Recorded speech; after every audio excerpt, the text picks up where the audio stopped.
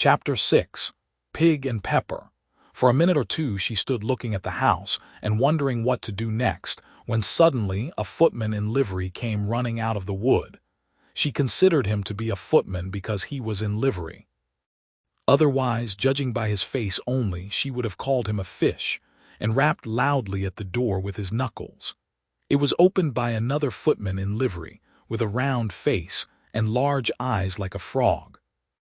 And both footmen, Alice noticed, had powdered hair that curled all over their heads. She felt very curious to know what it was all about, and crept a little way out of the wood to listen. The fish footman began by producing from under his arm a great letter, nearly as large as himself, and this he handed over to the other, saying in a solemn tone, "For the Duchess." An invitation from the Queen to play croquet. The frog footman repeated in the same solemn tone, only changing the order of the words a little, "From the Queen, an invitation for the Duchess to play croquet." Then they both bowed low, and their curls got entangled together. Alice laughed so much at this that she had to run back into the wood for fear of their hearing her, and when she next peeped out the fish footman was gone, and the other was sitting on the ground near the door, staring stupidly up into the sky. Alice went timidly up to the door and knocked. "There's no sort of use in knocking," said the footman, "and that for two reasons. First, because I'm on the same side of the door as you are. Secondly, because they're making such a noise inside, no one could possibly hear you." And certainly there was a most extraordinary noise going on within, a constant howling and sneezing, and every now and then a great crash, as if a dish or kettle had been broken to pieces. "Please then," said Alice, "how am I to get in?" "There might be some sense in your knocking," the footman went on without attending to her, "if we had the door between us. For instance, if you were inside you might knock, and I could let you out, you know." He was looking up into the sky all the time he was speaking, and this Alice thought decidedly uncivil. "But perhaps he can't help it," she said to herself. "His eyes are so very nearly at the top of his head, but at any rate he might answer questions. How am I to get in?" she repeated aloud. "I shall sit here," the footman remarked, "till tomorrow." At this moment the door of the house opened, and a large plate came skimming out, straight at the footman's head. It just grazed his nose and broke to pieces against one of the trees behind him. "Or next day, maybe," the footman continued in the same tone, exactly as if nothing had happened. "How am I to get in?" asked Alice again in a louder tone. "Are you to get in at all?" said the footman. "That's the first question, you know."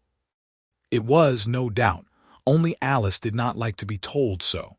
"It's really dreadful," she muttered to herself, "the way all the creatures argue. It's enough to drive one crazy." The footman seemed to think this a good opportunity for repeating his remark with variations. "I shall sit here," he said, "on and off for days and days." "But what am I to do?" said Alice.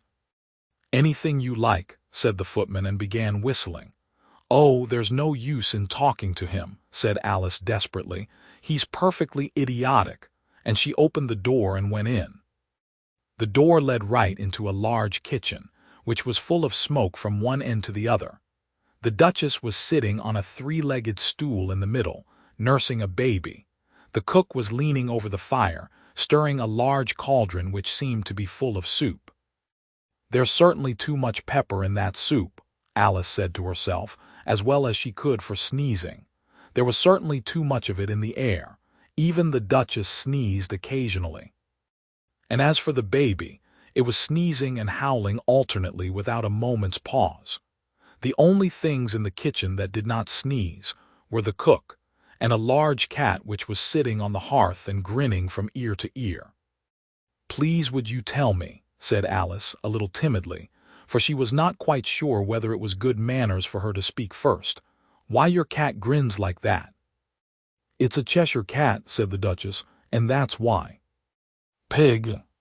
She said the last word with such sudden violence that Alice quite jumped, but she saw in another moment that it was addressed to the baby, and not to her, so she took courage and went on again. I didn't know that Cheshire cats always grinned. In fact, I didn't know that cats could grin. They all can, said the Duchess, and most of 'em do. I don't know of any that do, Alice said very politely, feeling quite pleased to have got into a conversation. You don't know much, said the Duchess, and that's a fact. Alice did not at all like the tone of this remark, and thought it would be as well to introduce some other subject of conversation. While she was trying to fix on one, the cook took the cauldron of soup off the fire, and at once set to work throwing everything within her reach at the Duchess and the baby. The fire irons came first. Then followed a shower of saucepans, plates, and dishes. The Duchess took no notice of them even when they hit her, and the baby was howling so much already that it was quite impossible to say whether the blows hurt it or not. "Oh, please mind what you're doing," cried Alice, jumping up and down in an agony of terror. "Oh, there goes his precious nose," as an unusually large saucepan flew close by it and very nearly carried it off. "If everybody minded their own business," the Duchess said in a hoarse growl, "the world would go round a deal faster than it does." "Which would not be an advantage," said Alice, who felt very glad to get an opportunity of showing off a little of her knowledge. "Just think of what work it would make with the day and night. You see, the earth takes 24 hours to turn round on its axis." "Talking of axes," said the Duchess, "chop off her head." Alice glanced rather anxiously at the cook to see if she meant to take the hint. But the cook was busily stirring the soup and seemed not to be listening, so she went on again. 24 hours, I think, or is it 12? Oh, don't bother me," said the Duchess. "I never could abide figures." And with that she began nursing her child again, singing a sort of lullaby to it as she did so, and giving it a violent shake at the end of every line. "Speak roughly to your little boy. And beat him when he sneezes. He only does it to annoy. Because he knows it teases." Chorus, in which the cook and the baby joined. Wow, wow. Wow. While the Duchess sang the second verse of the song, she kept tossing the baby violently up and down, and the poor little thing howled so that Alice could hardly hear the words. "I speak severely to my boy. I beat him when he sneezes, for he can thoroughly enjoy the pepper when he pleases." Chorus, wow, wow, wow. "Here, you may nurse it a bit if you like," the Duchess said to Alice, flinging the baby at her as she spoke. "I must go and get ready to play croquet with the Queen," and she hurried out of the room. The cook threw a frying pan after her as she went out, but it just missed her. Alice caught the baby with some difficulty, as it was a queer-shaped little creature, and held out its arms and legs in all directions, just like a starfish, thought Alice. The poor little thing was snorting like a steam engine when she caught it, and kept doubling itself up and straightening itself out again, so that altogether, for the first minute or two, it was as much as she could do to hold it. As soon as she had made out the proper way of nursing it, which was to twist it up into a sort of knot, and then keep tight hold of its right ear and left foot, so as to prevent its undoing itself, she carried it out into the open air. "If I don't take this child away with me," thought Alice, "they're sure to kill it in a day or two. Wouldn't it be murder to leave it behind?" She said the last words out loud, and the little thing grunted in reply. It had left off sneezing by this time. "Don't grunt," said Alice. "That's not at all a proper way of expressing yourself." The baby grunted again, and Alice looked very anxiously into its face to see what was the matter with it. There could be no doubt that it had a very turn-up nose, much more like a snout than a real nose. Also, its eyes were getting extremely small for a baby. Altogether, Alice did not like the look of the thing at all. But perhaps it was only sobbing, she thought, and looked into its eyes again to see if there were any tears. No, there were no tears. "If you're going to turn into a pig, my dear," said Alice seriously, "I'll have nothing more to do with you. Mind now." The poor little thing sobbed again, or grunted, it was impossible to say which, and they went on for some while in silence. Alice was just beginning to think to herself, "Now, what am I to do with this creature when I get it home?" when it grunted again so violently that she looked down into its face in some alarm. This time there could be no mistake about it. It was neither more nor less than a pig, and she felt that it would be quite absurd for her to carry it further. So she set the little creature down, and felt quite relieved to see it trot away quietly into the wood. If it had grown up, she said to herself, it would have made a dreadfully ugly child, but it makes rather a handsome pig, I think.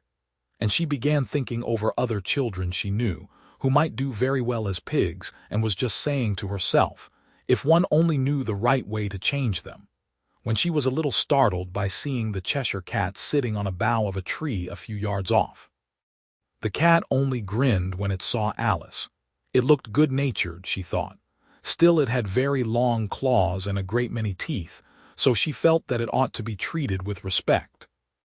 "Cheshire Puss," she began rather timidly, as she did not at all know whether it would like the name. However, it only grinned a little wider. "Come, it's pleased so far," thought Alice, and she went on. "Would you tell me, please, which way I ought to go from here?" "That depends a good deal on where you want to get to," said the cat. "I don't much care where," said Alice. "Then it doesn't matter which way you go," said the cat. "So long as I get somewhere," Alice added as an explanation.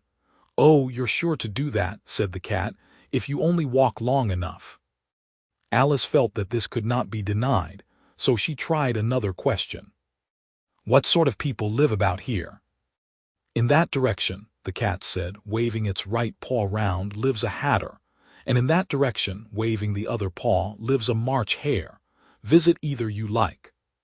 They're both mad." "But I don't want to go among mad people," Alice remarked. "Oh, you can't help that," said the cat. "We're all mad here. I'm mad, you're mad." "How do you know I'm mad?" said Alice. "You must be," said the cat, "or you wouldn't have come here." Alice didn't think that proved it at all. However, she went on, "And how do you know that you're mad?" "To begin with," said the cat, "a dog's not mad." "You grant that?" "I suppose so," said Alice. "Well then," the cat went on, "you see, a dog growls when it's angry and wags its tail when it's pleased. Now I growl when I'm pleased and wag my tail when I'm angry. Therefore I'm mad." "I call it purring, not growling," said Alice. "Call it what you like," said the cat. "Do you play croquet with the Queen today?"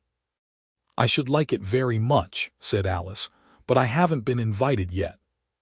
"You'll see me there," said the cat, and vanished. Alice was not much surprised at this. She was getting so used to queer things happening. While she was looking at the place where it had been, it suddenly appeared again. "By the by, what became of the baby?" said the cat. "I'd nearly forgotten to ask."